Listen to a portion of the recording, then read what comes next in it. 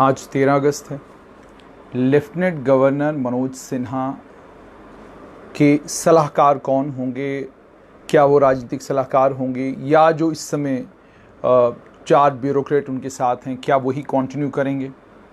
ये सब सवाल सभी के जहनों में हैं। लेकिन एक बड़ा सवाल ये है कि क्या होना चाहिए। आंकलन करते हैं, एक एनालिसिस करते हैं कि ठीक 5 अगस्त 2019 से लेकर 5 अगस्त 2020 तक जम्मू कश्मीर में क्या कुछ हुआ। 5 अगस्त 2019 को 370 को अमेंड किया गया, उससे 35A को ख़त्म किया गया। ये मामला सुप्रीम कोर्ट में इस वक्त है, ये भी एक हकीकत है। 5 अगस्त 2019 को जिस दिन 370 को अमेंड किया गया, 4G की इंटरनेट सर्विसेज जम्मू कश्मीर में उस वक्त थी, उनको विड्रॉ कर लिया गया। और विड्रॉ करने के बाद एक लंबे समय के बाद मार्च 2020 में 2G सर्विसेज को रिस्टोर किया गया। और उसके बाद से लेकर आज के दिन तक तमाम जम्मू कश्मीर के लोग जो हैं वो इंतज़ार में हैं कि कब 4G सर्विसेज को स्टार्ट किया जाएगा। किसी की समझ में नहीं आ रहा कि क्यों 4G सर्विसेज नहीं चल रही हैं।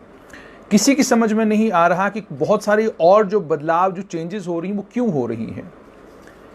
5 अगस्त 2019 से लेकर 5 अगस्त 2020 तक एडमिनिस्ट्रेटिव बदलाव, कॉन्स्टिट्यूशनल चेंजेस, संवैधानिक बदलाव, आईन में तरामीम, ये तमाम चीज़ें एक साल के वक्फे के अंदर अंदर मुकम्मल करनी थी। अपॉइंटेड डे 31 अक्टूबर था, 31 अक्टूबर 2019, जिस दिन जम्मू कश्मीर 2 यूनियन टेरिटरी में बंट गया, 2 यूनियन टेरिटरी में रीऑर्गेनाइज हो गया। 5 अगस्त 2019 को जम्मू कश्मीर के 2 यूनियन टेरिटरी में रीऑर्गेनाइज होने के बाद, माफ़ कीजिएगा, 31 अक्टूबर 2019 को 2 यूनियन टेरिटरी में रीऑर्गेनाइज होने के बाद 31 अक्टूबर 2020 अपॉइंटेड डे है। इस वक्फे के अंदर अंदर मुकम्मल जो रीऑर्गेनाइजेशन एक्ट है उसके अंदर जितने भी कवानीन हैं उन तमाम कानूनों को, उन तमाम एक्ट्स को जम्मू कश्मीर के ऊपर एप्लीकेबल करना है। इसमें ज़मीन का कानून है जो शायद अगले 2-4 दिनों में आ जाएगा। उसके अलावा कुछ बदलाव जो हैं वो पंचायत के कानूनों के अंदर होने हैं, कुछ बदलाव जो है वो म्युनिसिपल एक्ट के अंदर होने हैं। उसके अलावा और भी लगभग 28 के करीब कानून हैं जिन्हें जम्मू कश्मीर पर अभी एप्लीकेबल करना है। और इन कानूनों में लेबर लॉज भी हैं और भी बहुत सारे कानून हैं। कुछ कानून ऐसे हैं जो ऑलरेडी जम्मू कश्मीर में किसी सूरत में थे, लेकिन उसके बाद लगातार सेंटर में उन कानूनों में रद्दोबदल होता रहा, उनमें अमेंडमेंट्स होती रही और उन्हें और ज़्यादा मॉडर्न और ज़्यादा रिफॉर्म्ड बनाया गया। तो 31 अक्टूबर 2020 तक इन तमाम कानूनों को जम्मू कश्मीर के ऊपर एप्लीकेबल करना है। यानी 31 अक्टूबर 2020 अपॉइंटेड डे है जब रीऑर्गेनाइजेशन एक्ट को जम्मू कश्मीर के ऊपर एप्लीकेबल करने की मियाद जो है वो ख़त्म हो जाएगी। अब ये तमाम मैंने आपको तफसील इसलिए सुनाई ताकि आप तक ये बात पहुंचे कि अभी तक हुआ क्या। यानी ये एडमिनिस्ट्रेटिव चेंजेस थी, ये कॉन्स्टिट्यूशनल चेंजेस थी, ये वो सारे ये कानूनों में वो तमाम बदलाव थे जिन बदलावों की ज़रूरत जम्मू कश्मीर को थी। और कुछ और बदलाव हैं जो अगले 2-3 महीनों के अंदर अंदर जो हैं हो जाएंगे। और यूँ समझ लीजिए कि कानूनों को अगर ध्यान में रखा जाए तो 70 से 80% काम जो है वो ब्यूरोक्रेट्स ने, 70 से 80% काम जो है थिंक टैंक्स ने और बाकी वो तमाम बुद्धिजीवी जो इस काम में लगे हुए हैं वो तमाम काम हो चुके हैं। अब काम बाकी क्या रहता है? काम बाकी ये रहता है कि क्या 370 और 35A के हटने के बाद जम्मू कश्मीर के लोग खुश हैं? ये बड़ा सवाल है। अगर खुश हैं तो कैसे दिखेगा? वो छोटी छोटी वीडियोस बना के दिखता है जी खुश हैं, उसमें कई लोग हैं जो नाराज़ भी हैं, जो दुखी हैं कि भाई ऐसा करना नहीं चाहिए था, 370 के अंदर बदलाव नहीं होना चाहिए था, 35A के अंदर बदलाव नहीं होना चाहिए था। लेकिन ज़मीनी हकीकत क्या है? क्या एक बड़ी तादाद में लोग जो हैं वो 370 और 35A 370 की अमेंडमेंट से खुश हैं? क्या जम्मू कश्मीर को जो स्टेट से यूनियन टेरिटरी बनाया गया और यूनियन टेरिटरी से अब स्टेट की तरफ जो है कुछ कदम और उठाए जा रहे हैं, स्टेट दोबारा बनाया जाएगा, क्या लोग उस फैसले का इंतज़ार कर रहे हैं? क्या लोग उससे खुश हैं?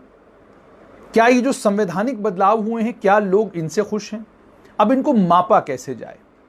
इनके मापने का सबसे बेहतरीन तरीका है कि आप इलेक्शन करा दें, चुनाव करा दें, इलेक्शन होंगे, इलेक्शनों में पार्टी जीत के आएगी। और जब इलेक्शन का माहौल बनता है, आपकी पॉलिटिकल रैलीज होती हैं, बड़ी संख्या में लोग वहां आते हैं, ठीक है जी, वो एक माहौल बनाता है। अब चूंकि इलेक्शन मुमकिन नहीं है, पॉसिबल नहीं है, वो इसलिए पॉसिबल नहीं है क्योंकि डिलिमिटेशन होनी है। डिलिमिटेशन का प्रावधान भी रीऑर्गेनाइजेशन एक्ट के अंदर उसी वक्त रख दिया गया जिस वक्त रीऑर्गेनाइजेशन एक्ट जो है पास किया गया लोकसभा राज्यसभा से। अब रीऑर्गेनाइजेशन एक्ट के पास होने के बाद रीऑर्गेनाइजेशन एक्ट को 31 अक्टूबर तक जो इंप्लीमेंट करने की मियाद है उसको ध्यान में रखते हुए उसके बाद के वक्त में भी जब तक अब डिलिमिटेशन का ये सिलसिला मुकम्मल नहीं होता तब तक पॉसिबल नहीं है कि आप चुनाव करा सके, ठीक है जी। तो यानी इलेक्शन की पॉसिबिलिटी तब तक नहीं है जब तक डिलिमिटेशन मुकम्मल नहीं होती।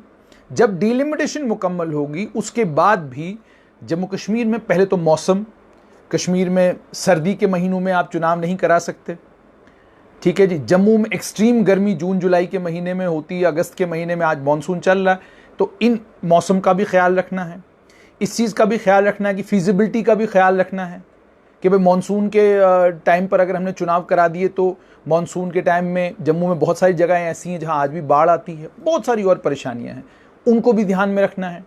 डिलिमिटेशन कब मुकम्मल होगी, 1 साल का वक्फा उनको दिया गया है। साल के बाद डिलिमिटेशन कमीशन अपनी रिपोर्ट देगा, वो रिपोर्ट जब देगा उसके बाद अमलाने का काम शुरू होगा। तो यानी कुल मिला के अगर देखा जाए तो साल, 1.5 साल या लगभग 2 साल के करीब करीब जो है इंतखाबात के बारे में सोचना, चुनाव के बारे में, इलेक्शन के बारे में सोचना भी गलत होगा। अब अगर इलेक्शन नहीं हो सकते, ठीक है जी, और ना ही पॉलिटिकल रैलीज हो सकती हैं, बड़ी संख्या में लोग जो हैं आपको सुनने के लिए क्यों आएंगे, क्योंकि कोई वजह तो है नहीं इस वक्त, ना तो लोकसभा के चुनाव है ना असेंबली के चुनाव है, और कोई भी वीवीआईपी अपना वक्त निकाल कर जम्मू कश्मीर में तब तक क्यों आएगा जब तक कोई अहम बात लोगों के साथ शेयर करने के लिए नहीं होगी, और जब तक कोई यहाँ की लोकल पॉलिटिकल पार्टी या नेशनल पॉलिटिकल पार्टी ये नहीं कहेगी आप आइए हम आपके लिए रैली ऑर्गेनाइज करा सकते हैं। उसके ऊपर तुर रहा है कि कोविड है। अब कोविड-19 के चलते तो 4 लोग इकट्ठे नहीं हो सकते, हम तो वर्चुअल वर्ल्ड में घूम रहे हैं, आज वर्चुअल वर्ल्ड में रैलीज हो रही हैं, वर्चुअल वर्ल्ड में सारी डिबेट्स हो रही हैं, डिस्कशंस हो रही हैं, सब कुछ हो रहा है, वर्चुअल वर्ल्ड से भी हम लोग बाहर नहीं आ सकते। इस सूरत हाल में जम्मू कश्मीर में ये पता करना कि लोगों की नब्ज क्या है बहुत आसान है। आसान ये है कि सियासी लोग अगर एडमिनिस्ट्रेटिव सेटअप का हिस्सा बनते हैं, सियासी लोगों के एडमिनिस्ट्रेटिव सेटअप का हिस्सा बनने से होगा क्या, किसी भी पॉलिटिकल पार्टी के किसी भी लीडर को, पॉलिटिकल पार्टी के लीडर को, अब यहाँ भी अगर इंटेलेक्चुअल निकाल कर ले आए, यहाँ भी अगर वो लोग निकाल कर लाए, यहाँ भी अगर उन लोगों को चुना गया जिन लोगों ने अपने दफ्तर के कमरे से बाहर कभी दुनिया नहीं देखी, जो एरोगेंट हैं, लोगों के साथ जिनका कभी कनेक्ट नहीं रहा, मान लीजिए एक नाम चल रहा है पूर्व वित्त मंत्री का, वो पूर्व वित्त मंत्री कभी भी अपनी कॉन्स्टिट्यूंसी में नहीं गए, कभी अपनी कॉन्स्टिट्यूंसी में अपने लोगों से उन्होंने बातचीत नहीं की, और जो कुछ वीडियो भी उनके वायरल हुए बड़ी एरोगेंस वाले और बहुत ज़्यादा मतलब उससे रिफ्लेक्ट यूँ होता था कि जैसे वो ये कहते हैं कि दुनिया की सारी अक्ल दानिश मेरे पास है, बाकी तमाम लोग बेवकूफ़ हैं। इसी तरीके से कुछ और लोग जो ब्यूरोक्रेट्स हैं उन्हीं के नाम जो है फ्लोट करना। सियासी आदमी लोगों के साथ सीधे संपर्क में होता है, राजनीतिक आदमी की मजबूरी है कि वो आम लोगों के संपर्क में रहे, और साफ सुथरी छवि वाले और जिन नेताओं के खिलाफ कोई इल्ज़ाम न हो, जिन राजनीतिक लोगों के खिलाफ किसी किस्म की लोगों के बीच में कोई भी किसी किस्म का लोगों के बीच में कोई कन्फ्यूजन, कोई डाउट न हो, वो ढूंढना भी कोई मुश्किल काम नहीं। भारतीय जनता पार्टी ढूंढ सकती है, कांग्रेस से निकाले जा सकते हैं, national conference, PDP, peoples conference, Jammu Kashmir Apni party, और भी बहुत सारे पॉलिटिकल, पीपल्स कॉन्फ्रेंस, इन सभी दलों से कुछ लोग निकाले जा सकते हैं, 4, 5, 6 जितने भी लोग हों उनको निकाला जा सकता है। एक एक्सपेरिमेंट किया जा सकता है कि इन सियासी लोगों को, जिस वक्त आप सियासी लोगों को किसी भी, आप उनको एडवाइजरी काउंसिल कहें, गवर्निंग काउंसिल कहें, कुछ भी कहें, जब आप उनको उस गवर्निंग काउंसिल का या एडवाइजरी काउंसिल का हिस्सा बनाएंगे तो जाहिर सी बात है सिविल सचिवालय में लोग आना शुरू होंगे, इनसे मिलने के लिए लोग इनके घरों पर आएंगे, इनसे मिलने के लिए लोग दफ्तरों में आएंगे, इनसे मिलने के लिए लोग गेस्ट हाउसों में आएंगे, इनसे मिलने के लिए लोग बड़ी तादाद में हर जगह अपनी परेशानियां लेकर, अपने बिजली, पानी, सड़क, ये सब अपने सारे मसले लेकर इनके पास पहुंच जाएंगे।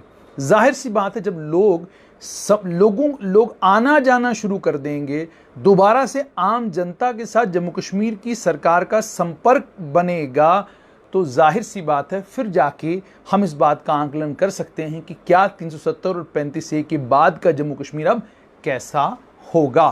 तो इसलिए केंद्र सरकार जो ये सियासी लोगों को लेकर सोच रही है कि सियासी मुशीर बनाए जाएंगे, सियासी एडवाइज़र बनाए जाएंगे, ये वो फैसला है जो फैसला जम्मू कश्मीर के अंदर सियासी तौर पर और समाजी तौर पर बदलाव लाने में बड़ी मदद कर सकता है। लेकिन क्या मरकजी सरकार, केंद्र सरकार, सेंट्रल गवर्नमेंट क्या ये फैसला लेगी?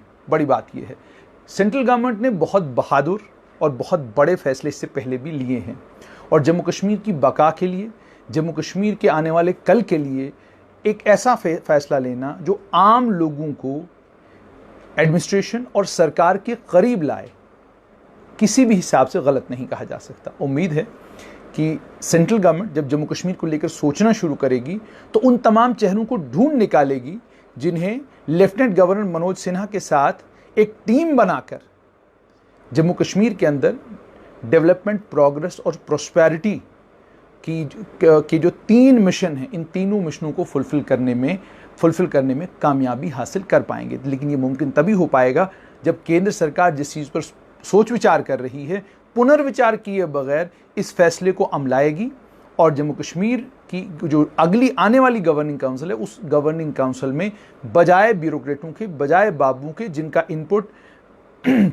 जिनका इनपुट अलग अलग इंस्टीट्यूशंस में लिया जा सकता है, जिनका इनपुट अलग अलग रिपोर्टें तैयार करने में लिया जा सकता है, जिनका इनपुट टेक्निकल एस्पेक्ट्स को समझने के लिए लिया जा सकता है, लेकिन पॉलिटिकल एस्पेक्ट, सोशल एस्पेक्ट और इमोशनल एस्पेक्ट को समझने के लिए बहुत ज़्यादा ज़रूरी है कि सियासी लोगों का दोबारा से जम्मू कश्मीर की गवर्निंग काउंसिल में एक अहम रोल बनाया जाए।